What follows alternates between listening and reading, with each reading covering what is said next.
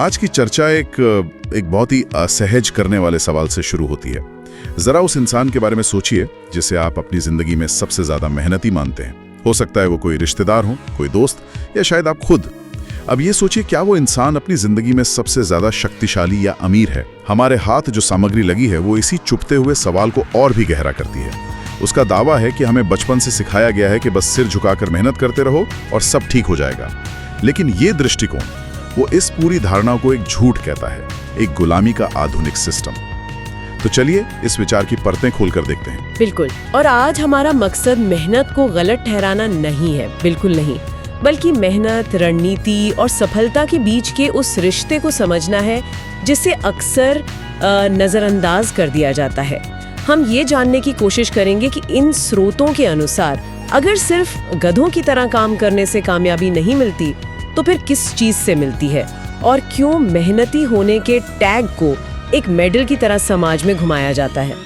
ये चर्चा शायद थोड़ी बेचैन करने वाली हो, लेकिन मुझे लगता है कि ये बहुत जरूरी है। हाँ बिल्कुल। तो इस विश्लेषण की शुरुआत ही एक बहुत कड़वे उदाहरण से होती है। वो कहते हैं कि अगर सिर्फ मेहनत ही सफलता की गारंटी होती तो शायद एक रिक्शा चलाने वाला या खदान में काम करने वाला मजदूर इस देश का सबसे अमीर इंसान होता। सही बात है। और ये बात सुनने में कठोर लगती है, पर हमें एक झटके में हकीकत के सामने लाकर खड़ा कर देती है। ये तर्क सीधे तौर पर हमारी उस कंडीशनिंग पर हमला करता है जो स्कूल से लेकर ऑफिस तक की गई है। मतलब जो हमें सिखाया गया है। जी हाँ। इस सामग्री का एक मुख्य तर्क ये है कि मेहनत को हमेशा एक नैतिक गुण, एक वर्च्यू की तरह पेश किया गया है। स्कूल में रट्टा मारना, कॉलेज में देर रात तक पढ़ना, ऑफिस में ओवरटाइम करना, हर जगह मेहनत को एक महान गुण बताया गया। लेकिन असल दुनिया में शक्ति और सफलता के नियम वो अलग तरीके से काम करते हैं। हाँ, जैसे फिल्मों में होता है ना कि एक गरीब ईमानदार हीरो सिर्फ अपनी मेहनत के दम पर जीत जाता है। पर ये स्रोत कहते हैं कि असल दुनिया में ऑफिस पॉलिटिक्स होती है, सही लोगों से रिश्ते बनाना काम आता है, और पावर सिर्फ मेहनत से नहीं बल्कि कंट्रोल और प्रभाव से आती है। मतलब असल दुनिया में जो सिर्फ मेहनत करता है वो अक्सर इस्तेमाल होता है। बिल्कुल। और यहीं पर ये विश्लेषण एक बहुत महत्वपूर्ण ऐतिहासिक विचारक निकोलो मैकियावेली की बात करता है। अच्छा, मैकियावेली। हाँ ठीक। मैकियावेली ने सदियों पहले कहा था कि दुनिया वैसी नहीं है जैसी होनी चाहिए, बल्कि वैसी है जैसी वो असल में है। और असलियत ये है कि शक्ति के खेल में जो लोग सबसे ज्यादा मेहनत करते हैं वे अक्सर उन लोगों के लिए काम करते हैं जो सबसे ज्यादा सोचते हैं या रणनीति बनाते हैं। हाँ, या सिस्टम को अपने फायदे के लिए इस्तेमाल करना जानते हैं। ये एक कठोर सच्चाई है जिसे सिस्टम हमें कभी स्वीकार करने नहीं देना चाहता। मैकियावेली के हिसाब से शक्तिशाली दिखने के लिए मेहनती दिखना जरूरी हो सकता है, पर असल में शक्ति सोचने और सही समय पर सही चाल चलने से आती है, ना कि सिर्फ पसीना बहाने से। इस बात को और बेहतर तरीके से समझाने के लिए इन स्रोतों में एक बहुत दिलचस्प थ्योरी दी गई है, कुल्हाड़ी का सिद्धांत। हाँ। दुनिया में दो तरह के लोग हैं, एक जो दिन रात कुल्हाड़ी चलाते हैं, पेड़ काटते हैं, और दूसरे जो आराम से बैठकर बताते हैं कि कुल्हाड़ी कहाँ चलानी है। एक थककर चूर हो जाता है, दूसरा उस जंगल का मालिक बन जाता है। ये एक बहुत शक्तिशाली रूपक है, और ये विश्लेषण इसे सीधे तौर पर मिडिल क्लास की मानसिकता से जोड़ता है।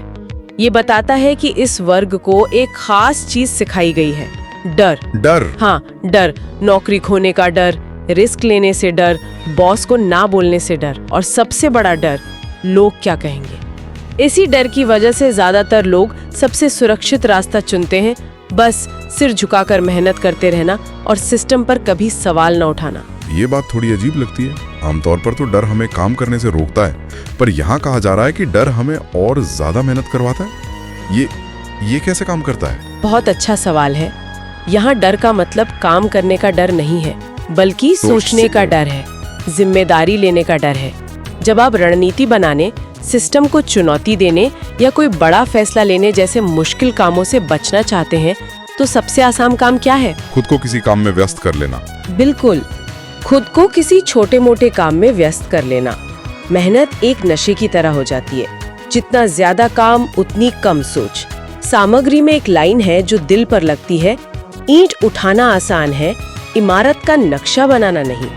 ज्यादातर लोग दिमागी मेहनत और उसके साथ आने वाले जोखिम से बचने के लिए शारीरिक या दोहराव वाली दिमागी मेहनत का रास्ता चुनते हैं और इसीलिए वो हमेशा वर्कर ही बने रहते हैं, खिलाड़ी नहीं बन पाते। तो अगर मैं सही समझ रहा हूं तो ये एक तरह का दुष्चक्र है। सिस्टम हमें डरना सिखाता है, उस डर और सोचने की जिम्मेदारी से बचने के लिए हम मेहनत के नशे में डूब जाते हैं और हमारी इसी आदत का फायदा उठाकर सिस्टम हमसे बिना सवाल पूछे काम करवाता रहता है। बिल्कुल सही पकड़ा है। और ये पेरेटो प्रिंसिपल यानी 80-20 नियम से भी जुड़ता है।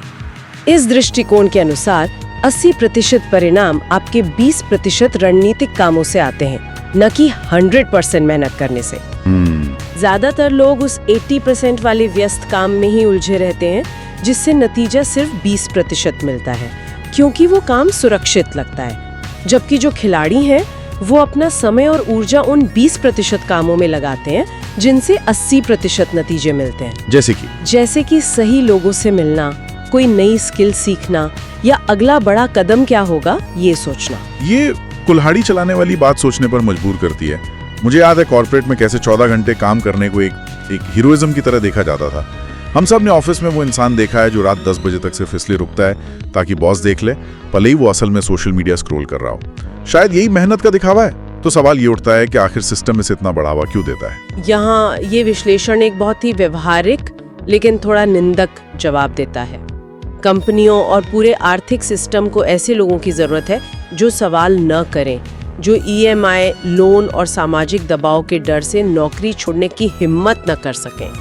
स्रोत में एक सवाल पूछा गया है, अगर हर कोई राजा बन जाएगा तो प्रजा कौन बनेगा, गुलामी कौन करेगा?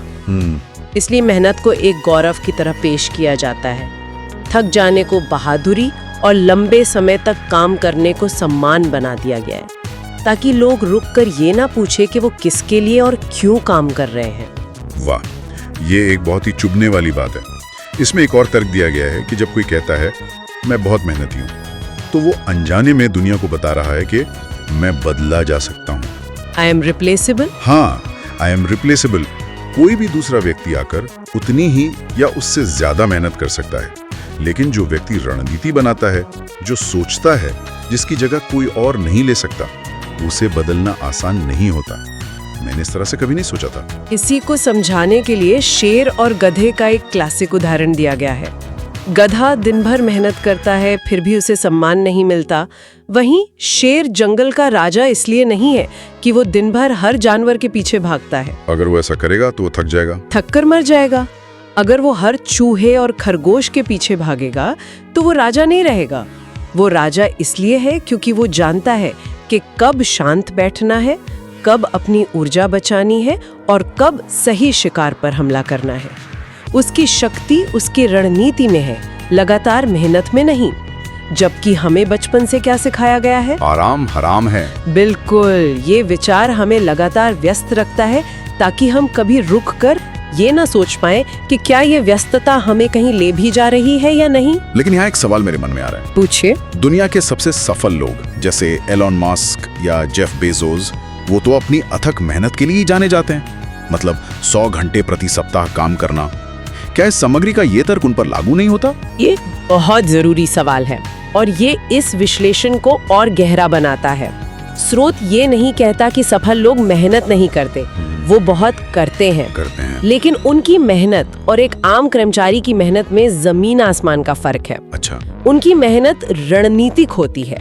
एलन मस्क जब 100 घंटे काम करते हैं तो वो सिर्फ कुल्हाड़ी नहीं चला रहे होते, वो ये तय कर रहे होते हैं कि कौन सा रॉकेट बनाना है, टेस्ला का अगला प्लांट कहाँ लगेगा और आर्टिफिशियल इंटेलिजेंस का भविष्य क्या होगा। मतलब उनकी मेहनत का असर बहुत बड़ा होता है। हाँ, उनकी मेहनत का हर घंटा हजारों लोगों की मेहनत को दिशा देता है।